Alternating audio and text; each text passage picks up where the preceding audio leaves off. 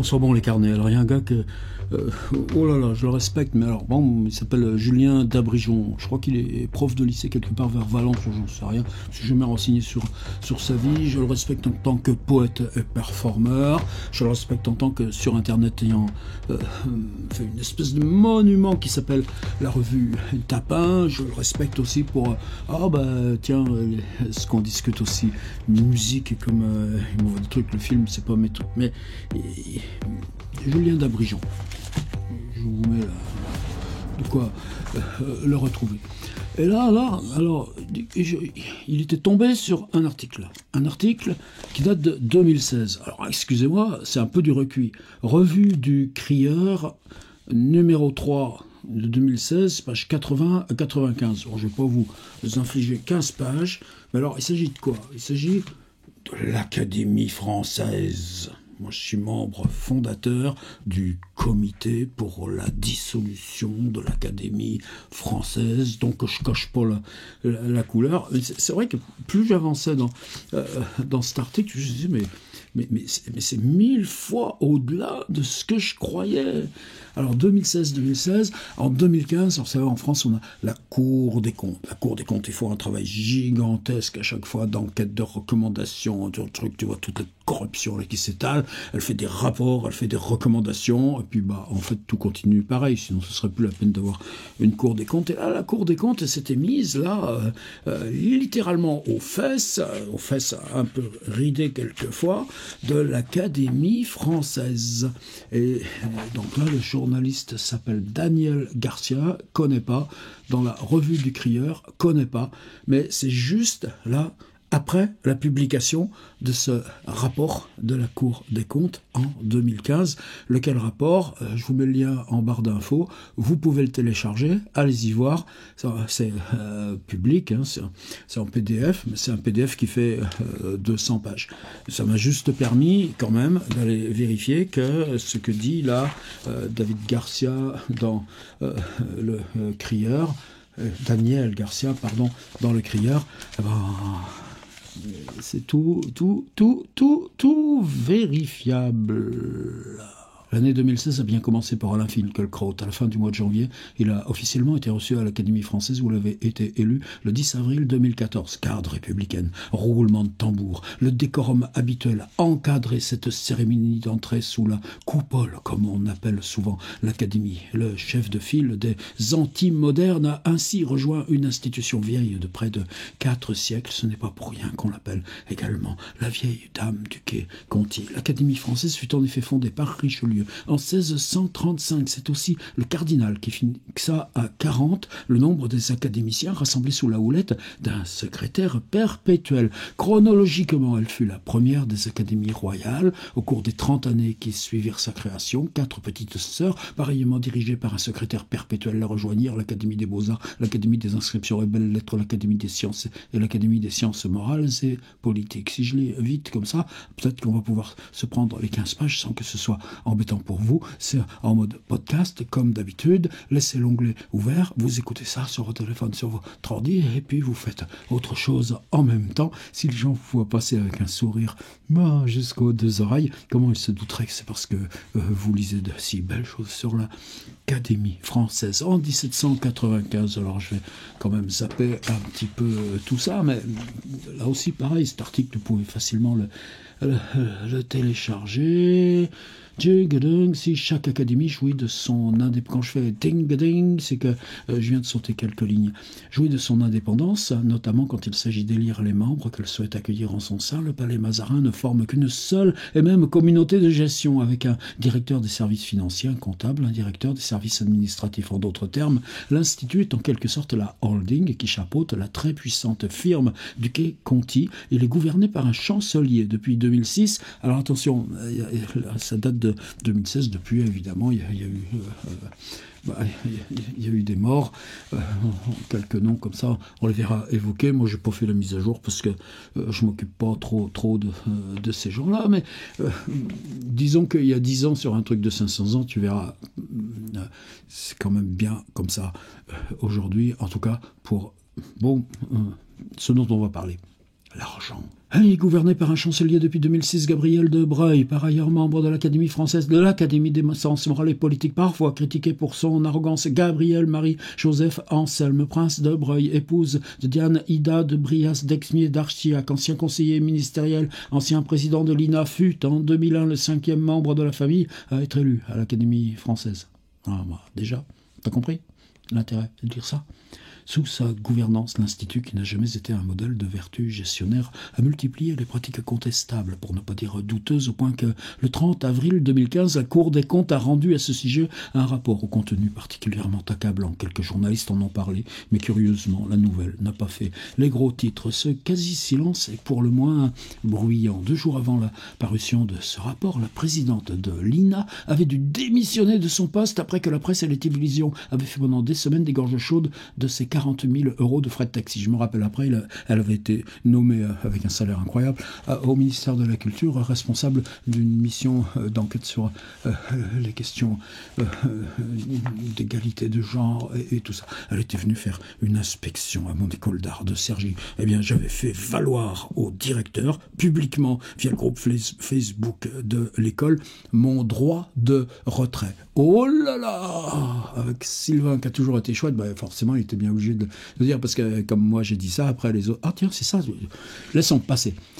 Une broutille comparée aux errements de gestion relevés par les cours des comptes qui Conti en outre, etc., Agnès Sall, etc. Tout le monde connaît l'Académie française, pourrait citer au moins 1 ou 2 noms d'académiciens. Je cherche, qu'est-ce que je peux citer comme nom d'académicien? Ben ouais, même moi, j'en connais, je connais même une autre catégorie, ceux que tu connaissais avant qu'ils soient académiciens, et une fois qu'ils sont académiciens siennes, eh ben ils ne causent plus. C'est un peu comme ça.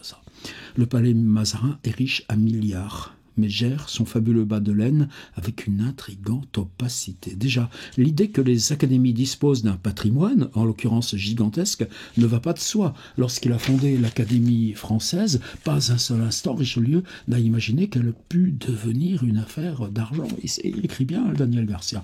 Mais le temps a fait son œuvre là où tant d'autres grandes institutions ont dépéri avec les siècles. La fortune a plutôt souri à la vieille dame du quai Conti. Elle se garde bien, cependant, d'afficher ses richesses. Pour un jeu, on jurerait même qu'elle se plaît à cultiver l'image d'Épinal selon laquelle elle ne serait qu'une assemblée de vieux réacs assoupis, autrement dit parfaitement inoffensives. À sa création, Richelieu avait doté l'Académie d'un sceau libellé à l'immortalité.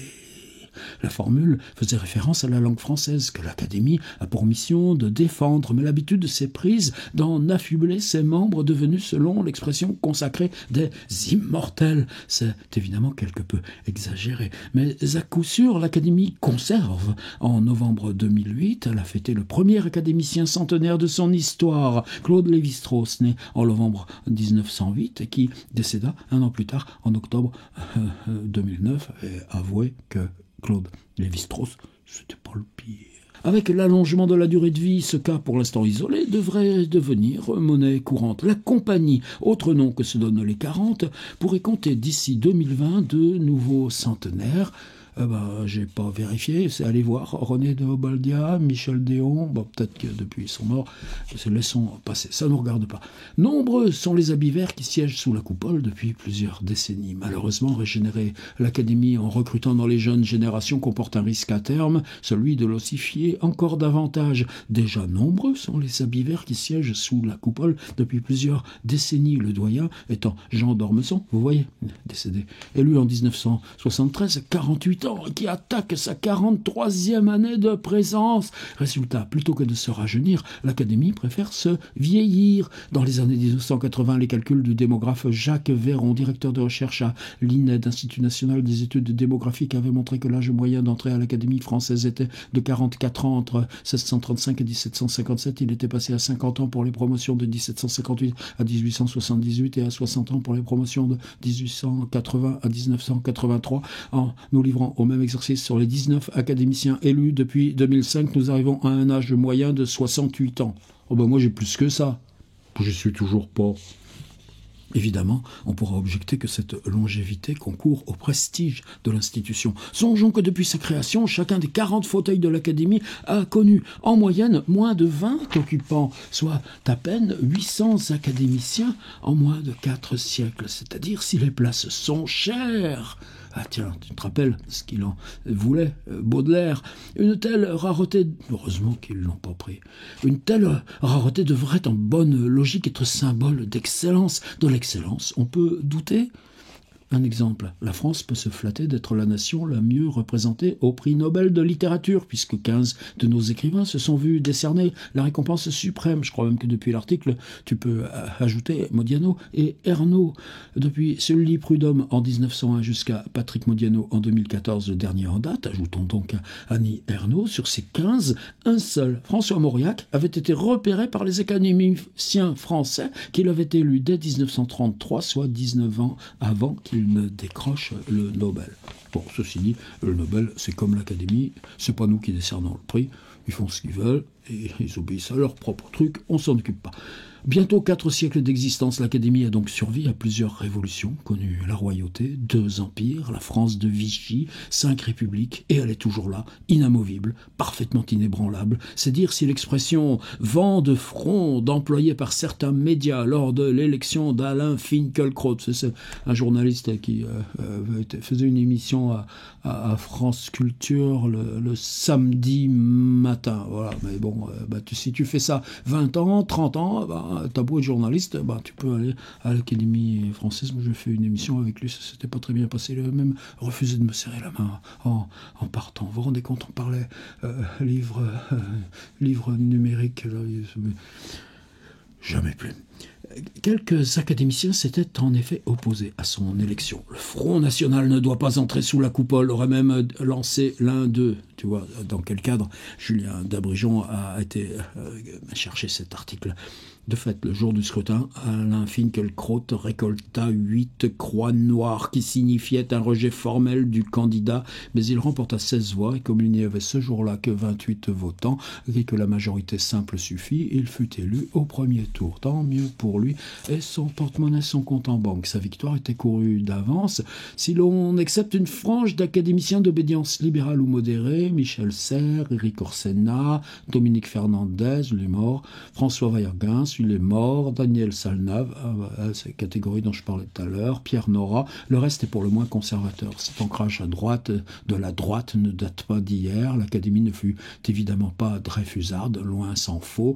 Émile Zola, qui s'y présenta, ne récolta qu'une voix après son « j'accuse », mais elle compta dans ses rangs, sous l'occupation, plusieurs collaborationnistes qui en furent exclus à la Libération. Ça, tu vois, déjà, on va commencer à rentrer dans les choses qu'on ne sait pas d'avance. Abel Bonnard, Abel Herman, Charles Maurras, Philippe Pétain.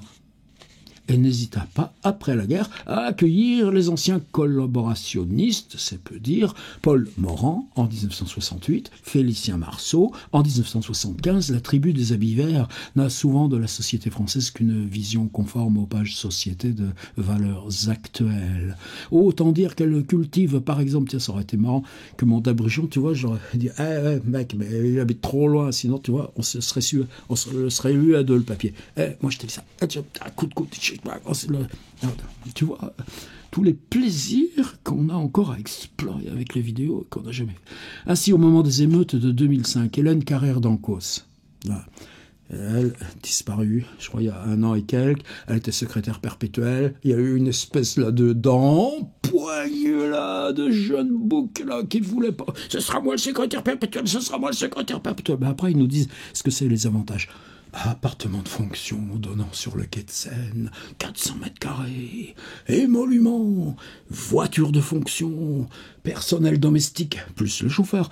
La voiture est bien avec le chauffeur, et cuisinier qui prépare tes repas quand tu manges chez toi, et attendez, mise à disposition des maisons de campagne de la société. Et puis, qu'est-ce que j'oublie ? C'est déjà pas mal. Ça me reviendra. Hélène Carrère d'Ancos, l'actuelle secrétaire perpétuelle de la compagnie, qui se trouvait alors à Moscou, a déclaré le 13 novembre à la chaîne moscovite NTV: ces gens, ils viennent directement de leurs villages africains. Beaucoup de ces Africains, je vous le dis, sont polygames. Dans un appartement, il y a 3 ou 4 femmes et 25 enfants. Ils sont tellement bondés que ce ne sont plus des appartements. Mais Dieu sait quoi. On comprend pourquoi ces enfants courent dans la rue. C'est comme ça. Et pourtant, à son décès, il brosse à relire une anecdote à cet égard assez révélatrice. Dans le bureau d'Hélène Carrère d'Ancos trône depuis des décennies, preuve qu'aucun de ses prédécesseurs ne s'en est davantage formalisé, un grand tableau de groupe représentant l'Académie en 1935, année de son tricentenaire, incluant Philippe Pétain, élu en 1929 en majesté au centre de la composition. On ne voit que lui. Ce spectacle avait glacé Philippe Solers quand l'Académie l'avait approché pour savoir s'il accepterait de se porter candidat. Pauvre Solers, décédé aussi. Gloire à lui. Là, de ça. Déjà réticent à l'idée d'être momifié de son vivant, Solers s'est ressorti du bureau d'Hélène d'Ancos à toutes jambes. La coupe était pleine, a dit le bon Philippe. À l'inverse de la Légion d'honneur, l'Académie ne se mérite pas, elle se sollicite, c'est toute sa force. On connaît le mot de Fontenelle. Sommes-nous 39 ? On est à nos genoux. Sommes-nous 40 ? On se moque de nous. Car les candidats ne manquent jamais. Des fois, ils ont un peu de mal à recruter. Sinon, tu vois bien qu'ils ont recruté tous ces temps. Sitôt qu'un immortel meurt, des hommes, des femmes, non dénués parfois d'un certain talent, se livrent à d'humbles contorsions devant leurs éventuels électeurs. Mais pourquoi se presse-t-on aux portes de la coupole? Pour le prestige de la Bivère, sans doute, qui continue d'impressionner certains, mais certainement pas pour la paye très modeste. Un académicien français perçoit 114 € par mois d'indemnité forfaitaire. Attends. Réglé par le ministère de l'Enseignement supérieur. Déjà. Bon. En ajoutant les jetons de présence aux diverses commissions. Commission du dictionnaire, commission des prix littéraires, un habivère assidu peut espérer gagner dans les 4 000 € par an. Même moi, je fais plus que ça avec mon Internet.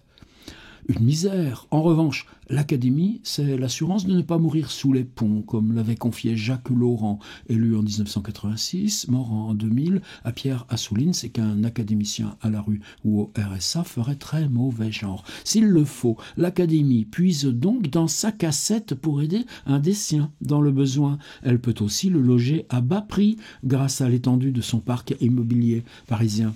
Ou bien, vu l'étendue de ce parc immobilier parisien, toi on te dit ce logement.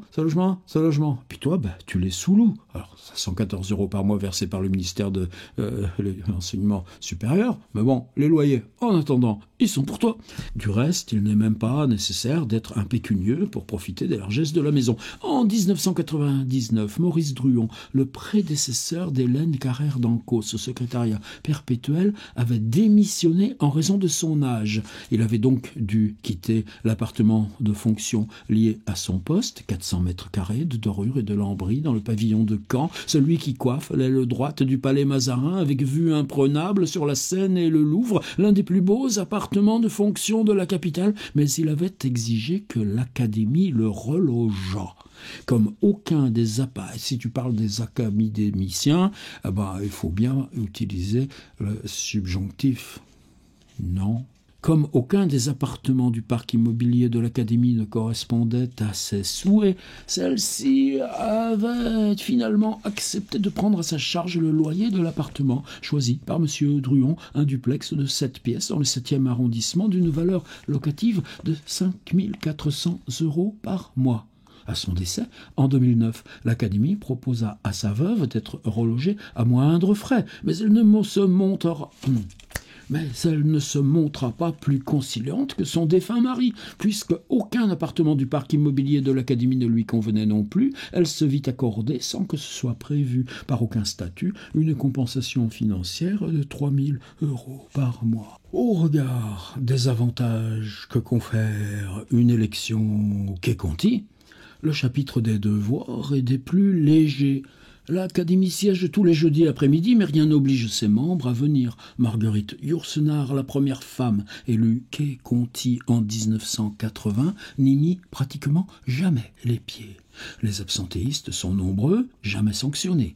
De même, la participation à la commission, j'allais dire la comédie, Académie Comédie du dictionnaire, qui, elle, se réunit tous les jeudis matins, est volontaire. Et pourtant, c'est lui, le dictionnaire, qui est la principale justification de l'Académie. En 1635, en effet, la langue française commence de se fixer, de même que les frontières du royaume. C'est pourquoi Richelieu stipule que la principale mission de l'Académie sera de travailler avec tout le soin et toute la diligence possible à donner des règles certaines à notre langue et à la rendre pure, éloquente, capable de traiter les arts et les sciences. Article 24 des statuts. Une mission qui passe par la composition d'un dictionnaire. Article 26 des statuts. Ouvrage inédit dans la mesure où il n'existe alors que des recueils de vocabulaire, les mots et leur équivalent en latin ou dans d'autres langues, sans définition, histoire ni étymologie. Dès le début, les académiciens font preuve d'une certaine lenteur à la tâche, si bien que tout au long de leur histoire, ils ne cesseront de se faire doubler par des concurrents, Furetière, Littré, qui étaient tous les deux académiciens. Larousse, Robert, dès le début également, il témoigne d'un conservatisme qui s'est d'autant plus enraciné que pendant plus de 3 siècles, la compagnie ne compta que des hommes dans ses rangs. Ainsi, en 1694, dans la première édition du DAF, D-A-F, Dictionnaire de l'Académie française, l'incipit du mot femme est redoutable. Femme, point, la femelle de l'homme, point. La 8e édition, 1935, femme, point, être humain du sexe féminin, point, la compagne de l'homme, point. Et les exemples d'emploi ne sont pas mal non plus. Un caprice de femme, une femme coquette, femme de chambre, femme de mauvaise vie, femme de ménage, femme publique, femme perdue. Alors que pour homme, on trouve plutôt un grand homme, un homme de génie, un homme d'honneur, un homme de confiance, un homme à femme. Cette définition avant-gardiste durera jusqu'au début du XXIe siècle. En effet, l'usage veut qu'aussitôt qu'une édition du dictionnaire soit terminée, une autre soit mise en chantier. Les travaux de la 2e édition débutèrent donc en 1936, mais au début des années 1980, les académiciens n'en étaient encore qu'à la lettre H. Finalement, en 1985, Maurice Druon, nouveau secrétaire perpétuel, décida de recourir à la sous-traitance. L'ancien ministre de la Culture de Pompidou avait le bras long. Dès l'année suivante, l'Académie française se vit adjoindre le concours d'un service du dictionnaire composé d'une dizaine de professeurs agrégés détachés de l'éducation nationale. Bon, c'est vrai, on n'a pas besoin de profs sur le terrain, hein. Il y en a tellement, ils peuvent bien venir faire ça. Désormais, travailler 5 jours sur 7 à l'élaboration du DAF, installé dans les anciens dortoirs du Collège des 4 Nations. Les membres de ce service ont mis tout juste 30 ans. À chaque rentrée, ça les travaille. Faut que je retourne dans mon lycée professionnel. Oh non, on en est encore à la lettre Q. Oh, Q, ça va être rigolo, il va y avoir du...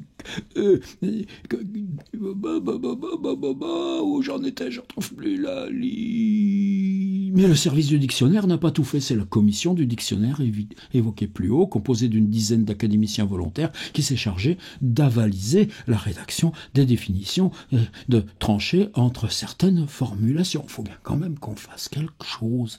Depuis quelques années, cette commission, qui rassemble plusieurs passionnés de la langue, a elle aussi repris de la vigueur, ce qui explique le travail plutôt remarquable accompli dernièrement. Je pense qu'il pense à Florence Delay, justement, quoi qu'elle fasse, elle aussi partie de la catégorie que j'évoquais en secret tout à l'heure. Cette commission est composée aux 2/3 de membres issus de la minorité libérale et progressiste de l'Académie. On y retrouve les inlassables Dominique Fernandez, Daniel Salnave, mais aussi Florence Delay et Amin Malouf. Amin Malouf, quel patron maintenant. Corollaire obligé, ce sont les plus conservateurs qui négligent le plus la mission première de l'Académie. L'ennui avec le DAF, c'est que personne ou presque n'y a accès. Quand le Petit Larousse illustré s'écoule en moyenne à 600 000 exemplaires chaque année, le Petit Robert à 200 000 exemplaires, les 3 premiers volumes de la 9e édition du DAF, coédité par Fayard et l'Imprimerie nationale, se sont écoulés à un peu plus de 15 000 exemplaires en 15 ans. Le premier volume est paru en 2000. Il faut dire que le prix, 70 € le volume, est rédhibitoire et pour l'heure, une diffusion par Internet est loin d'être une priorité. Le DAF a bien été confié à un prestataire extérieur, mais à moindre frais. Résultat, une interface digne de la préhistoire du net, j'ai pas été voir récemment, propre à décourager les étudiants les mieux disposés. Outre le dictionnaire, les immortels ont pour autre mission de distribuer un certain nombre de prix. Tac. Là aussi, on va être dans le dur. Chaque dernier jeudi d'octobre, l'Académie française ouvre le bal des prix littéraires en décernant son grand prix du roman, à l'inverse du Goncourt qui ne rapporte à son lauréat qu'un chèque symbolique de 10 €, mais lui assure des ventes considérables. Le grand prix du roman de l'Académie française est plus richement doté, 7 500 €. Mais pour un impact commercial bien moindre, 30 000, 40 000 exemplaires. Surtout, c'est le seul prix de l'Académie qui connaisse quelques publicités. Le grand public ignore donc que chaque année, la compagnie décerne 58 prix littéraires. La plupart n'offrent que de petites gratifications de 1 500 à 3 000 €, mais quelques-uns rapportent gros. Le prix Jacques de Fouchier, 15 000 €. Le Grand Prix de la francophonie, le Grand Prix de la littérature, le Prix de littérature Henri Gall, 20 000 € chacun. Le Grand Prix de littérature Paul Morand, 45 000 €, décerné, lui, tous les 2 ans. Et le jackpot, le Prix mondial d'El Duca, décerné par l'Institut, mais avec un jury composé uniquement de membres de l'Académie française, 200 000 €. Tu savais, toi, tout ça ? De plus, l'Académie française ne distribue pas seulement des trophées littéraires. Elle décerne également des gratifications pour familles nombreuses. Tiens, zut, maintenant que j'ai fait cette vidéo, c'est foutu. Parce que moi, famille nombreuse, j'ai eu la carte. Longtemps. Je te dis pas, la SNCF. L'autre fois célèbre prix Cognac-Jet, par exemple, dont on ne parle plus guère mais qui existe toujours, ainsi que divers prix de bienfaisance et même des bourses estudiantines. S'il y a un étudiant là dans mon auditoire, vas-y voir. En 2013, l'Académie française a ainsi remis 205 prix caritatifs pour un montant total de 170 000 €. Mais d'où lui vient cet argent ? L'articulation entre ces deux espèces de lauriers, récompenses littéraires, mécénat social, distribuées par l'Académie française, semble improbable. Elle a pourtant une origine historique incarnée par un seul et même homme. Antoine Jean-Baptiste Robert Auger, ça te dit quelque chose ? Baron de Monthyon. Ah ben là, ça te dit. Il y a une rue Monthyon même, à Paris, dans le 9e arrondissement, tout près des Folies Bergères. Il devait y aller tous les soirs. Aristocrate converti aux Lumières. À sa mort, en 1819, il légua un quart de son immense fortune à parts égales entre l'Académie des sciences et l'Académie française, à charge pour les deux assemblées de doter avec cette manne des prix remis en son nom. Pour l'Académie française, le testament stipulait qu'elle remettrait chaque année un prix littéraire.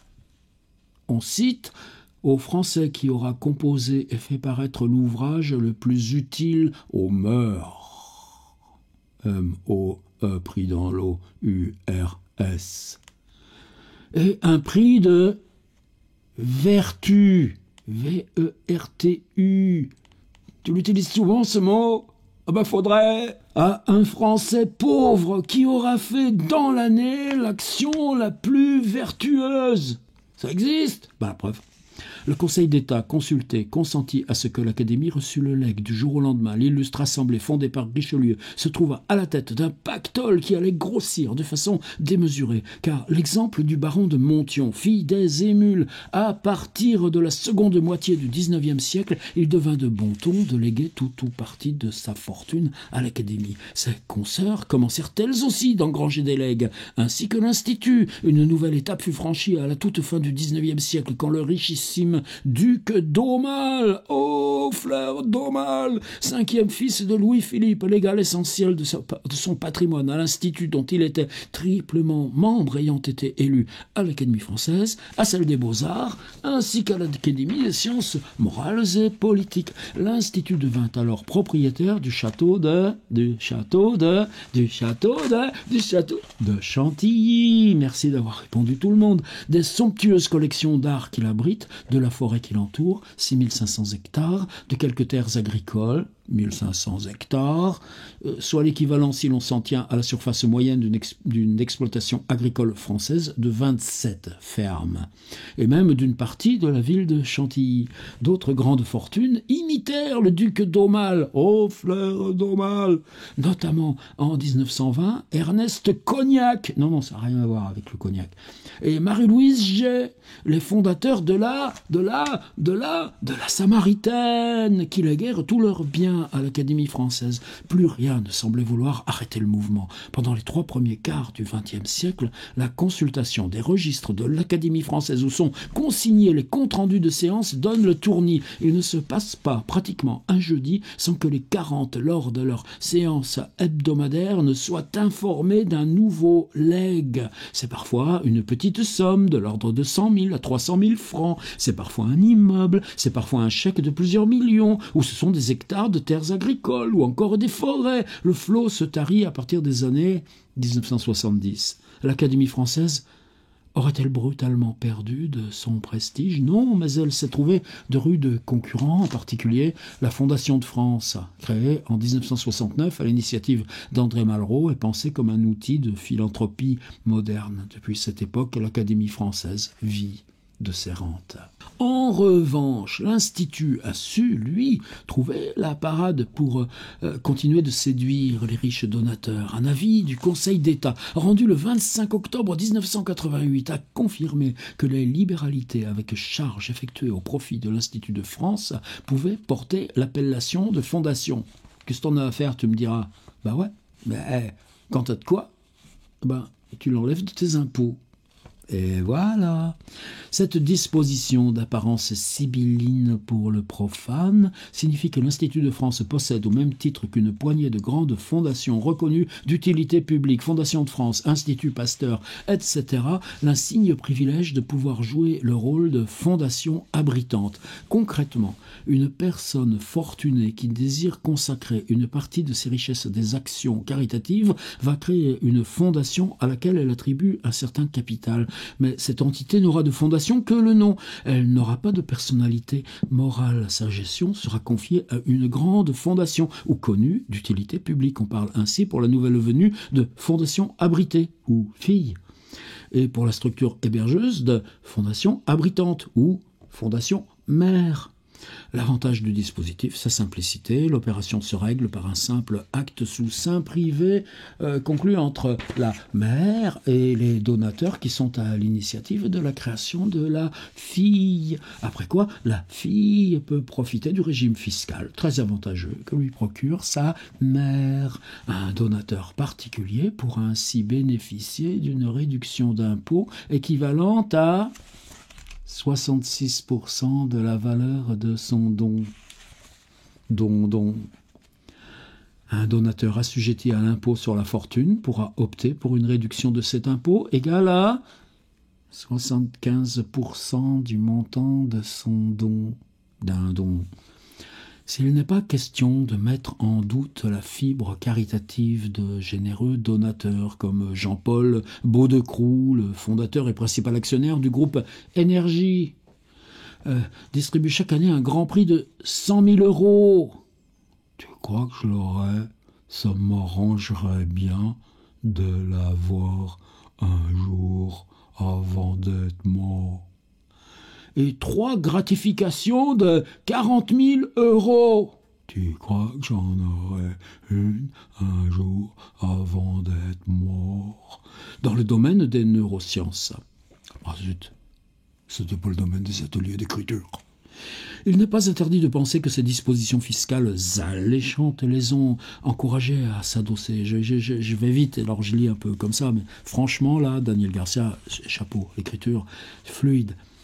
C'est normal, il passe tout son temps dans les trucs de l'Académie. Il a appris pour redistribuer leur prodigalité. Ce qui explique que depuis 15 ans, nombre de grandes fortunes soient venues frapper à la porte du palais Mazarin à la Fondation. Le Foulon de la Lande, non, le Foulon de la Lande, par exemple, créé en 2000, a apporté à elle seule, d'après des sources concordantes, plus de 100 millions d'euros en actions Sanofi.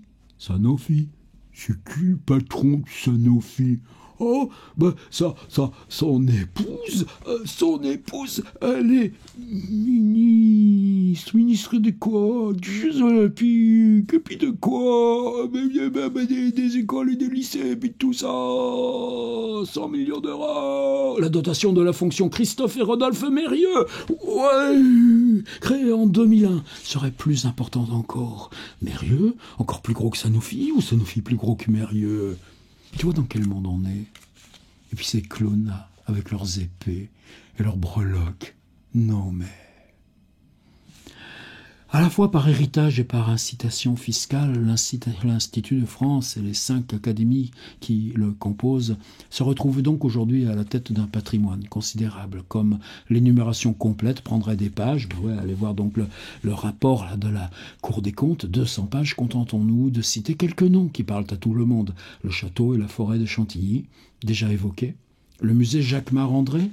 Et pourtant, moi, tu vois, il n'y a jamais eu une expo à Jacques-Marandré où je vais pas. J'adore cet endroit. Mais alors vraiment. Puis même le petit resto, là, juste en dessous, là, quand on sort. Le musée Marmottan, tous deux à Paris. La maison de Claude Monet à Giverny. Qui ne connaît pas? La villa Efrussi de Rothschild sur la côte d'Azur. La villa Kérilos sur la côte d'Azur. Là où les Stones ont enregistré Exile on Main Street, là, juste en dessous, là, tu vois?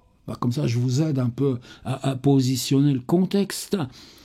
La villa Efrussi de Rothschild, le château de Langeais, là, juste à côté. Dire le château de Langeais, tu montes, après, tu as un espèce de parc. Ils ont mis une grande cabane dans les arbres. Oh, les gamins, qu'est-ce qu'ils aiment à chaque fois. Et ouais, j'essaye avec ma carte culture de passer, mais non, là, c'est l'Académie de France. Je ne suis jamais rentré gratuitement à Langeais. L'abbaye de Chalice, la galerie Vivienne à Paris, 30 boutiques de luxe au rez-de-chaussée, 200 appartements dans les étages. Oui, et encore, ça a tout été refait depuis. Encore la mer de Sable, le parc d'attractions créé en 1963 par Jean Richard et géré de 2005 à mai 2015 par la Compagnie des Alpes. Ça te dit quelque chose? Parc Astérix. Astérix à l'Académie française? Ouais, c'est de l'histoire. Et la propriété de l'Institut, et ne parlons pas de tous les immeubles. Ainsi, l'Académie française est pour sa part propriétaire dans les beaux quartiers parisiens de 7 immeubles de rapport qui représentent 10 000 mètres carrés de surface locative. Un capital dormant, valeur du marché 2015, de plus de 120 millions d'euros. Mais elle possède aussi des biens en province et même en Belgique. Et même l'Académie des sciences sait faire son blé. Elle est notamment propriétaire dans la Vienne du château de Rie-Chazera, de ses dépendances agricoles spécialisées dans les cultures céréalières. L'ensemble du patrimoine immobilier de l'Institut et des 5 académies est au total inestimable selon les mots même de la Cour des comptes. Comment en effet donner un prix à Chantilly ou à Giverny? Mais il y a aussi l'argent, beaucoup plus facilement mesurable. Les liquidités placées dans les banques ou investies en actions. À lui seul, le bas de laine des 5 académies dépasse le milliard d'euros. Presque 1,1 milliard, soit l'équivalent de 48 000 livrets A. Moi aussi, j'en ai un livret A. Là-dessus, il y a 300 euros. Donc il faudrait multiplier par beaucoup plus. On pourrait croire qu'avec un tel patrimoine, la fortune de l'Institut est gérée au cordeau, validée par une armada de commissaires aux comptes, comme c'est le cas pour la Fondation de France ou l'Institut Pasteur. Il n'en est rien. Si le titre du rapport de la Cour des comptes rendu public le 30 avril 2015 est relativement diplomatique, entre guillemets, un patrimoine exceptionnel mais une gestion manquant de rigueur, son contenu est beaucoup moins clément. Le mot opacité revient ainsi plusieurs fois sous la plume de ses rédacteurs, un mot qui leur est d'autant plus familier, en l'occurrence, que voilà plus de 30 ans que la Cour des comptes épingle l'Institut et les académies dans les mêmes termes, et ce, en pure perte. Comme je disais tout à l'heure, c'est le cas de tous les rapports de cette brave Cour des comptes, mais bon, là aussi, ça les occupe. Déjà, en 1982, un premier rapport dénonçant des pratiques éloignées des textes que l'Institut devait respecter. 10 ans plus tard, en avril 1992, des défaillances comptables et des dépenses somptuaires et de graves irrégularités. En 1999, troisième rapport, pour l'essentiel, les problèmes de fond n'ont pas été résolus. La plus grande opacité dans les comptes. Quatrième rapport en 2009 qui ne dit pas autre chose. Le rapport de 2015 est donc venu s'ajouter à une pile déjà considérable. Rapport après rapport, la Cour réclame avec insistance la nomination d'un commissaire aux comptes extérieur à l'institution, en vain. Et les innombrables régularités dénoncées par la Cour n'ont jamais fait l'objet d'aucune sanction. La version 2015 met notamment en lumière les avantages accordés à Hugues Gall, membre de l'Académie des Beaux-Arts, directeur de la Fondation Claude Monet, qui, non content de se faire offrir une voiture de fonction, BMW, a en plus réclamé le paiement par la Fondation d'une place de parking proche de son domicile parisien. La Cour aurait pu multiplier les exemples de cette nature, ou s'intéresser aux pratiques du chancelier de l'Institut, quand il fait par exemple réparer des meubles lui appartenant aux frais de l'Institut, 3 169 € pour la réfection d'un bureau à cylindre Louis XVI en 2009, ou qu'il oblige l'Institut à rémunérer ghostwriter, là il a écrit nègre mais maintenant on n'utilise plus cette terminologie, le prince de Broglie se pique d'être historien, 36 000 € bruts. Vous savez, moi j'en ai des copains ghostwriter. Eh oh, 36 000 €. T'as touché ça une fois, toi? Ah bah, tu connais l'adresse. Entre juin 2008 et juin 2010, pour un ouvrage paru chez Fayard en 2011, intitulé « La monarchie de juillet ». Qui sait, dans un prochain rapport, la Cour s'intéressera peut-être à la gestion du nouveau directeur du musée Marmottan, qui possède la plus grande collection de Claude Monet au monde, un certain Patrick de Carolis, qui officie depuis 2013. Le texte, je rappelle, c'est un article de 2016. On ignorait que l'ancien patron de France Télévisions était qualifié pour diriger pareille institution. Il n'a que son diplôme de journaliste, mais en tant que membre de l'Académie des Beaux-Arts, il a lui-même sollicité ce poste avantageux.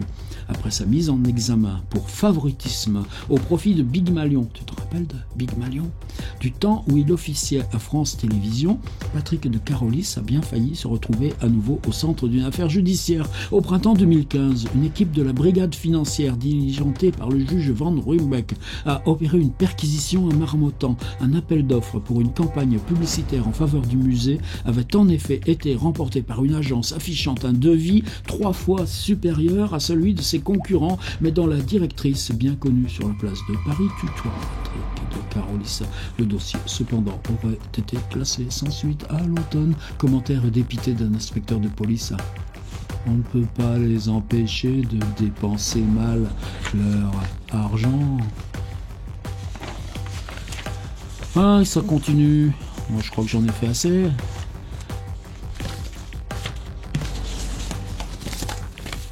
Allez y voir. C'est rigolo. Dans quel monde on vit? Non mais, dans quel monde on vit?